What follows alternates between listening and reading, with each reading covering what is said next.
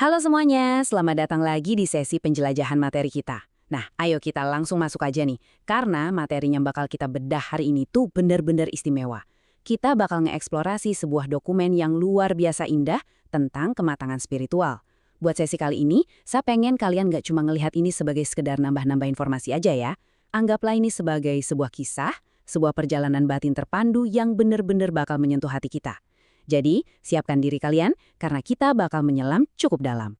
Pernah nggak sih kalian ngerasa bener-bener capek banget karena terus-terusan nyoba ngendalin setiap aspek di hidup kalian? Kita kan hidup di dunia yang serba cepat ya. Kita selalu dituntut buat ngerencanain semuanya, ngatur semua orang di sekitar kita, dan mastiin masa depan kita tuh 100% aman. Kita lari terus, ngejar yang namanya kendali, sampai akhirnya kita kehabisan nafas dan lelah sendiri. Nah, menariknya nih, materi kita kali ini mematahkan banget mitos terbesar yang sering kita yakini selama ini. Kematangan spiritual itu ternyata bukan sebuah garis finish di mana tiba-tiba semua masalah hidup kita lenyap gitu aja. Kematangan itu juga bukan sebuah piala yang bisa kita pamer-pamerin ke orang lain. Sebaliknya, ini tuh sebuah transformasi batin yang sangat sunyi. Sebuah pergeseran pelan-pelan dalam cara kita mandang diri kita sendiri, mandang orang lain, dan mandang Sang Pencipta dalam keseharian kita.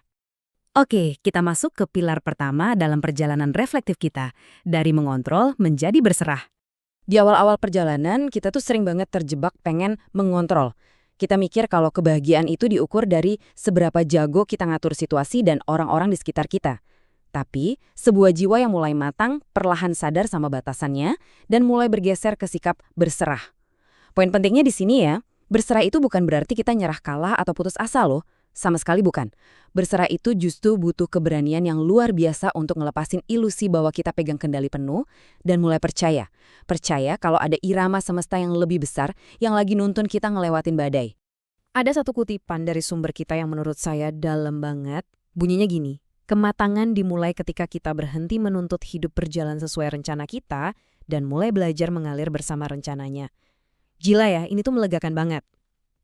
Intinya adalah belajar gimana kita mengalir sama kehidupan, bukannya malah terus-terusan ngelawan arus, pakai tenaga yang kita paksain.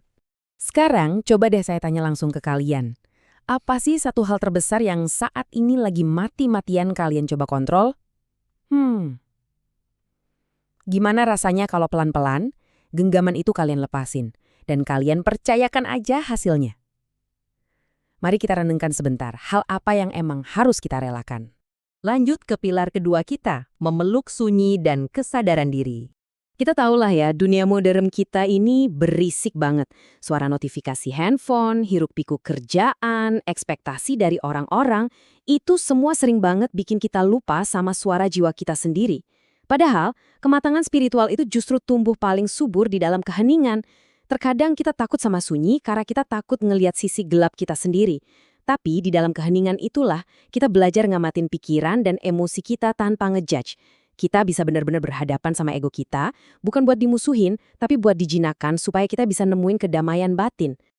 Jadi, kapan terakhir kali kalian benar-benar duduk diem aja, tanpa pegang HP, tanpa distraksi apapun?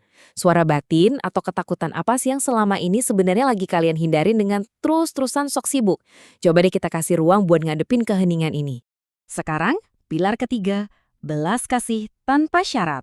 Keheningan yang tadi kita bahas itu pelan-pelan bakal buka hati kita. Dan saat spiritualitas kita makin matang, tembok-tembok egoisme yang tadinya ngurung kita bakal melebur. Sering kan kita ngelihat dunia ini secara kaku banget, kayak kita lawan mereka atau yang benar lawan yang salah. Tapi kalau kita udah bergeser ke lensa belas kasih, kita mulai bisa ngelihat luka tersembunyi dari orang lain di balik sikap marah atau nyebelin mereka. Belas kasih itu otomatis jadi respons alami kita karena kita sadar, oh ternyata semua orang itu juga lagi berjuang hebat di pertempurannya masing-masing. Coba hadirkan sosok ini di pikiran kalian. Ke siapa kalian paling susah banget buat ngasih belas kasih saat ini? Bisa nggak kalian ngeliat kalau di balik tindakan mereka itu sebenarnya ada jiwa yang juga lagi terluka dan butuh dipeluk? Mari kita renungkan luka di balik sosok tersebut. Kita sampai di pilar keempat, menemukan jangkar di tengah badai. Belas kasih emang bikin kita terhubung sama dunia, tapi kita tetap butuh pegangan saat dunia itu lagi guncang. Di timeline ini kita bisa lihat ya, di hari-hari yang cerah, spiritualitas yang dangkal aja bisa bertahan. Doa gampang terkabul, hidup lagi mulus-mulusnya. Tapi, Pas badai itu akhirnya datang bawa kekecewaan, rasa sakit, atau kehilangan, disitulah kita butuh jangkar yang benar-benar kuat. Kematangan spiritualitas itu bukan soal gimana caranya mencegah badai datang, tapi gimana kita punya stabilitas batin yang tertancap dalam banget. Jadi kita tetap kokoh biarpun ombak lagi tinggi-tingginya. Ini salah satu pesan paling kuat dari seluruh materi kita. Penderitaan itu bukan sebuah hukuman, melainkan ruang bersalin untuk kebijaksanaan yang baru. Jiwa yang udah matang itu paham betul. Biarpun permukaan air lagi badai dan bergejolak hebat, dasar samudera itu bakal tetap tenang. Ketenangan ini ada karena kita tahu selalu ada kebijaksanaan baru yang lagi dilahirkan dari rasa sakit yang kita alamin. Sebagai penutup, mari kita lihat bagian doa dan harapan harian. Kita udah ngelewatin keempat pilar tadi ya. Nah, sebagai sebuah jangkar yang bisa kita bawa pulang hari ini, dengerin deh kata-kata yang luar biasa indah ini. Ya sang sumber kehidupan, bawalah aku melampaui kedangkalan hidup sehari-hari. Ajarilah aku untuk tidak hanya mencari kenyamanan batin, melainkan ketahanan batin. Lembutkanlah hatiku yang keras, agar bisa mengasihi tanpa syarat. Ini tuh benar-benar permohonan yang tulus dari dalam hati. Sebuah doa supaya setiap helaan napas kita hari ini menjadi wujud dari sebuah kepasrahan. Dan pada akhirnya, pertanyaannya adalah, apakah kalian sudah berserah hari ini?